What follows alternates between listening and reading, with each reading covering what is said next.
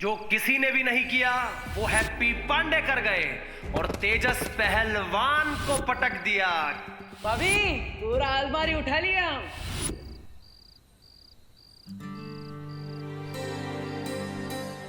लल्ला,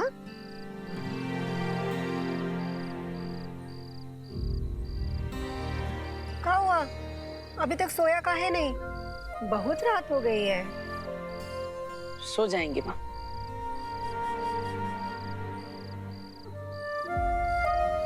लल्ला, क्या हुआ? माँ हमें आपसे कुछ बात करनी है। हाँ तो बोल। माँ आपको तो पता है ना, हम भैया भाभी से, कुकी पुकी से अपनी जान बचाने के लिए छोटा मोटा हल्का फुल्का जो बोल ही लेते हैं। जैसे कि उस दिन भैया का पीला वाला शर्ट इस्त्री करते हुए हमसे गलती से जल गई थी, और परसों पुकी का आइसक्रीम हम अकेले ही चट कर गए थे। भाभी के मायके वाला पंखा साफ करते हुए हमसे गलती से टूट गया था। अब ये सारी बातें हम उनको तो नहीं बताएं, लेकिन माँ हम आपको सब बताएं, है ना? जानते हैं, पर अब आधी रात को हमको काहे बता रहा है ये सब? माँ ताकि आप ये जान जाए कि आपका बेटा किसी और के साथ तो 19-20 कर सकता है, लेकिन अपनी माँ के साथ एकदम शुद्ध देसी घी जैसा है, खालिस बिना मिलावट। हम जानते हैं सब। इसलिए अब हम आपको जो बता रहे हैं वो पूरा सच है। आप ध्यान से सुनना माँ। माँ थोड़ी देर पहले हमने अपनी छोटी उंगली से अलमारी को हिला दिया था, फिर आज सवेरे कुश्ती के मैदान में उस पहलवान को पटक दी। अब भाभी तो हमें हल्के में लेती है, लेकिन हमें पूरा विश्वास है कि आप हम पर पूरा भरोसा करेंगी। लोग कह सकते हैं कि हम जवान हो रहे हैं तो हमारे बाजुओं में ताकत बढ़ रही है, लेकिन हमें कुछ अजीब लग रहा है। ऐसा लगता है कि जरूर हमारे अंदर कोई अलौकिक शक्ति आ गई, एकदम भौकालिक टाइप की। माँ अब आपको क्या लगता है? माँ, अरे माँ आप कुछ बोल क्यों नहीं रही है? माँ हम आपको सब सच सच बता दीजिए, अब आप हमसे नाराज ना हो जाइए।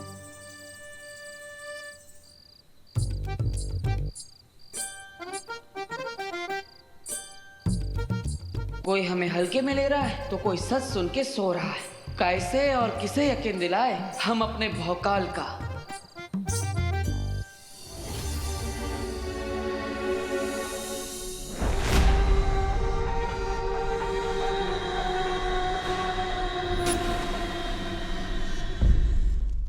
रुको।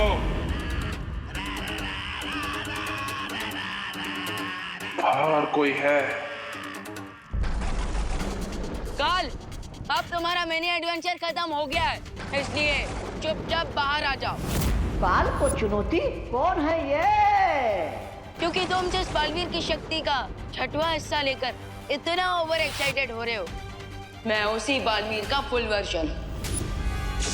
और मेरे साथ दो शौर्य है और बालपरी भी है। तुम्हारे भागने का चांस 0 है, तो इसलिए ज्यादा हीरो मत बनो और चुपचाप सरेंडर कर दो, या तो फिर मरने के लिए तैयार हो जाओ।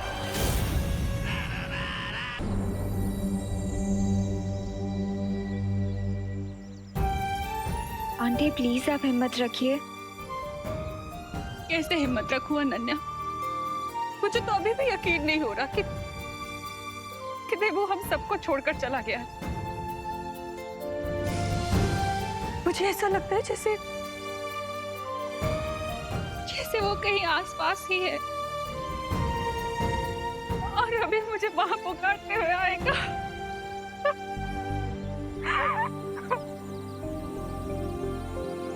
आंटी अपने बच्चों के लिए आपको खुद को स्ट्रॉन्ग रखना पड़ेगा। प्लीज उनके बारे में सोचिए।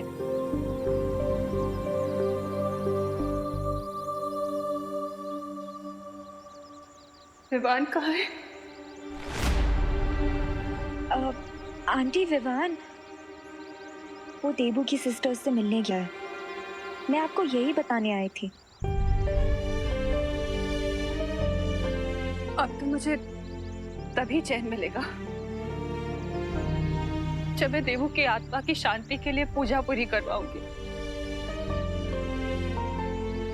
इसलिए मैं दिवाली जी के साथ कानपुर जा रही हूँ। देवू मेरा भी बेस्ट फ्रेंड था आंटी, प्लीज मेरी तरफ से भी आप उसके लिए प्रे करना।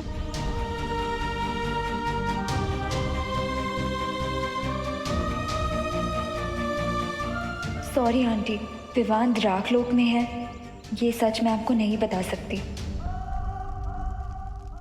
मैं अच्छा भला किताबों पर धूल की तरह जमा हुआ छुपा पड़ा था, लेकिन महामहिम काल के कारण खतरे में पड़ गया। लेकिन मैं मौका मौका हूँ, कोई भूल नहीं हूँ कि गेहूं के साथ पिस जाऊं।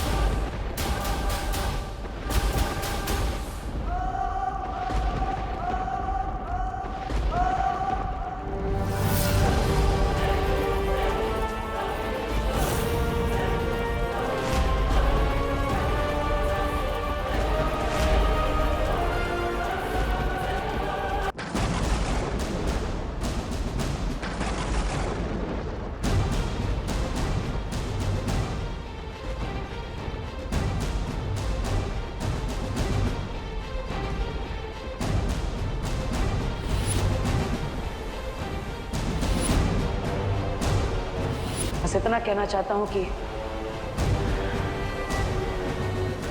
मेरे जाने के बाद अपना और इस धरती का ख्याल रखना।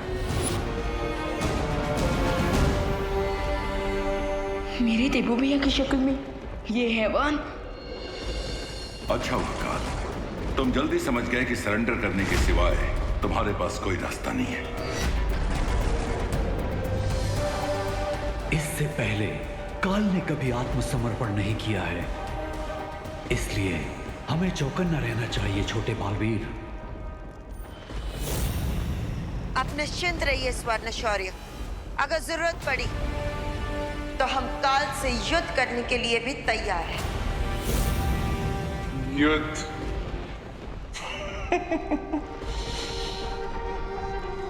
परछाई को तो अंधेरे में पकड़ा जा सकता है, लेकिन काल वो बला है जिसे खुद मौत भी नहीं पकड़ सकती।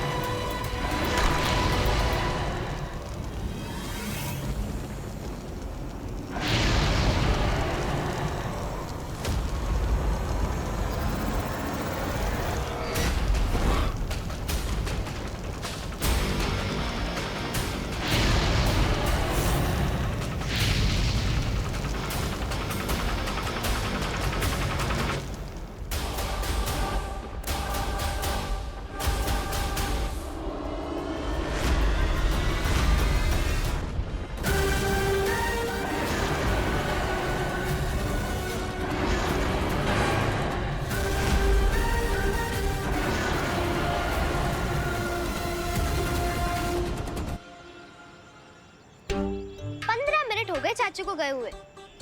हमको तो मालूम पड़ रहा है कि चाचू जबरदस्ती किसी को रोड क्रॉस करवाने में बिजी हो गए होंगे, या फिर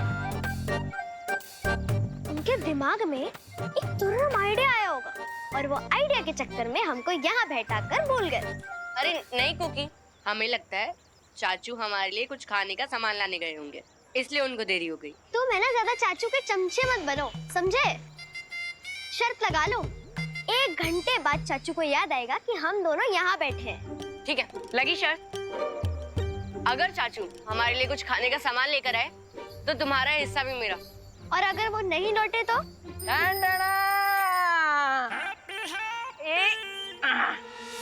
आ गए तुम्हारे चाचू।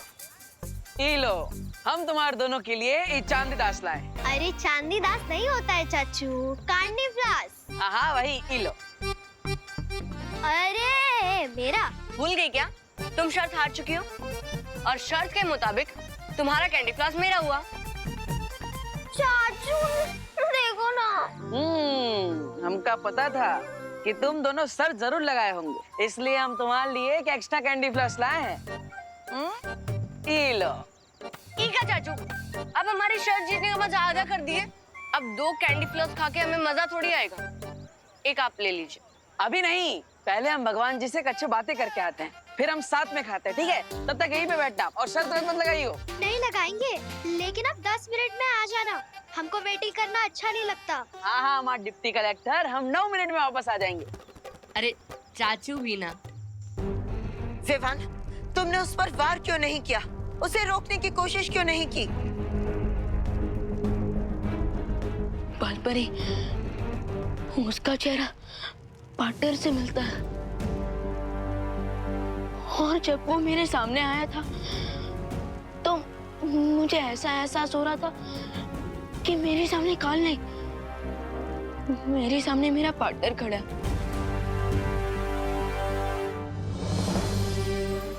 हाँ आप ही बताइए कि जिसका चेहरा पार्टनर से मिलता हो मैं उस पर कैसे वार कर सकता हूँ? होश में आओ विवान, अब तुम्हें भी अपने पार्टनर की तरह ही सोचना होगा। एक बालवीर की जिम्मेदारी है दुनिया को बुराई से बचाना, और अब ये काम तुम्हें ही करना है।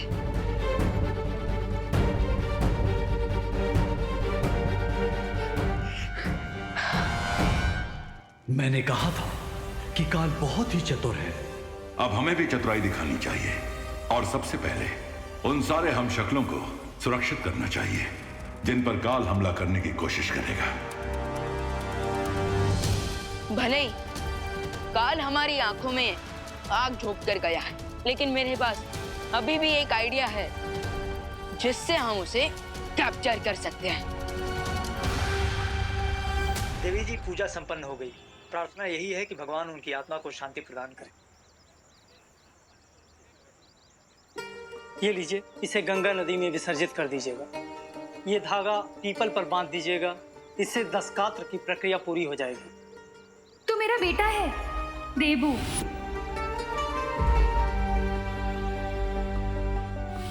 क्या हुआ देवी जी, पूजा पाठ में कोई कमी रह गई क्या?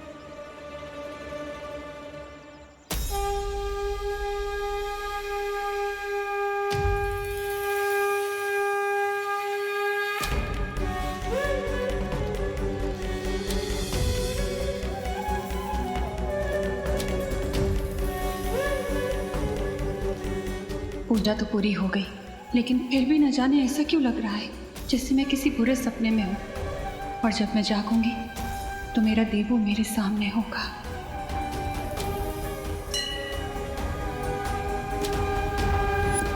माँ के मोह का बंधन सबसे आखिरी में टूटता है, लेकिन आप ढाढ़स रखिए देवी जी, जीवन मरण का चक्र हम सबके लिए होता है और अंत में सबको परमात्मा में विलीन हो जाना है। तो मैंने जो अनुष्ठान करने के लिए कहा आप उसे पूरा कीजिएगा, भगवान आपके पुत्र को सद्गति प्रदान करेंगे। हनुमान जी, कल से हम थोड़ा कंफ्यूज या गए। अब पहले हम उस पहलवान को पटकने दे दिए, फिर इतना भारी अलमारी वो भी उठा लिए, लेकिन जब 10 किलो का पत्थर उठाने की कोशिश करते हैं तो उठा भी नहीं पाते। आखिर ये सब हमारे साथ हो क्या रहा है? अब कहीं हमारे अंदर कोई भूत तो नहीं घुस गया है? अब देखिए, आप संकट मोचन है, आपको सब पता होता है, तो हमारे ऊपर जो भी संकट है ना, आप उसे जल्द से जल्द हल लीजिए, ठीक है? ये प्रसाद लाए हम आपके लिए, ये लीजिए।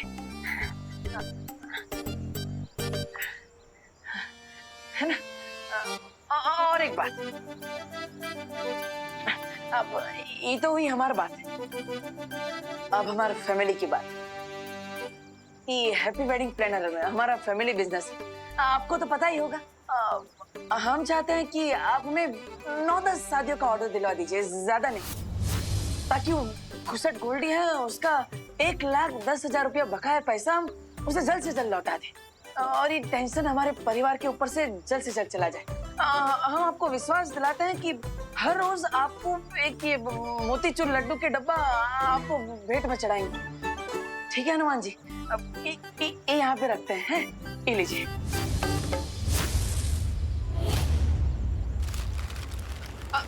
अरे एक मिनट आते हैं।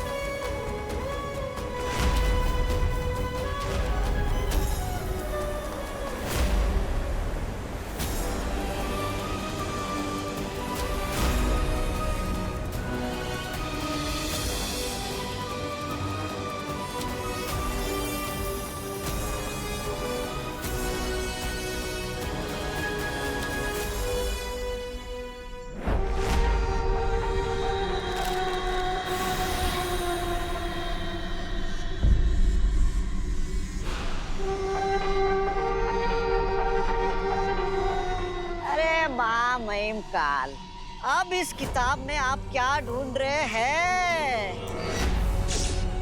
ओह, अच्छा।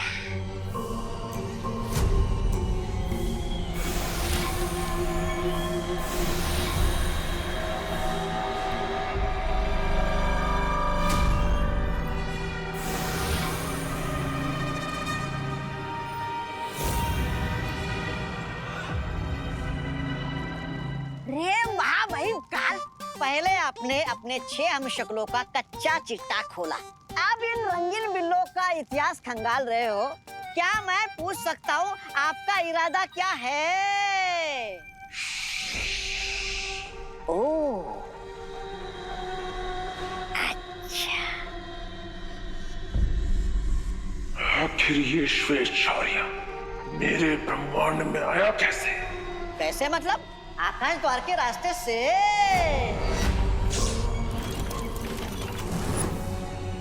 तो कहाँ है वो आकाश द्वार? क्योंकि उसी आकाश द्वार की मदद से हम भी इस ब्रह्मांड से बाहर जाएंगे। ओह, अच्छा। लेकिन आपको ऐसा नहीं लगता कि ऐसा करना खतरनाक हो सकता है? वो सफेद और उसके साथी आकाश द्वार पर घात लगाकर बैठे होंगे आपका इंतजार करते हुए। काल का इंतजार तो सदियों से पूरा ब्रह्मांड कर रहा है, मगर काल को इंतजार है बस अपने 5 हमशक्लों से मिलने का।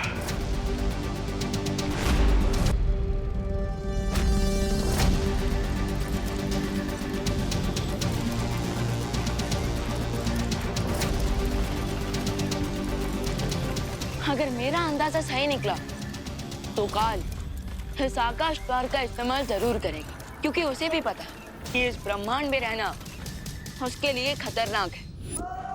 खतरों से आंख मिचौली खेलते खेलते बड़ा हुआ है ये काल। अगर वो लोग वहां पर घात लगाकर बैठे भी हैं, तो आज उन्हें सबक मिलेगा कि काल बंद मुट्ठी में रेत की तरह फिसल जाता है और किसी को भनक भी नहीं होती। ओह, अच्छा। हम जैसे ही काल यहाँ पर पहुंचेगा, हम उसे अपने जाल में कैद कर लेंगे। बस अब जल्द से जल्द बाल पर ही धरती पर देबू भैया के हमशक्ल को ढूंढ ले। उसके बाद सिचुएशन हमारे कंट्रोल में आ जाएगी।